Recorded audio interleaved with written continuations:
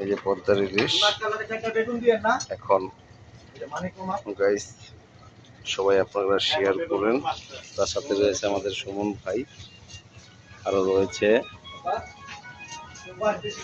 এই যে ওনার নাম হলো শান্তিন নাথিন টিটু, আমাদের বড় ভাই।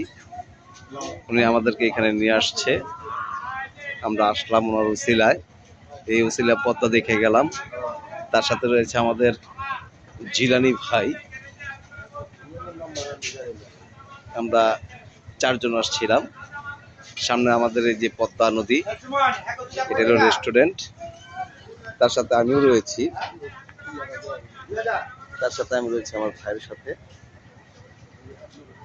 হ্যালো গাইস, আপনাদের যদি ভালো লাগে তাহলে আপনারা সবাই লাইক, কমেন্ট, শেয়ার করে দিন। ওকে, বাই, আল্লাহ হাফেজ।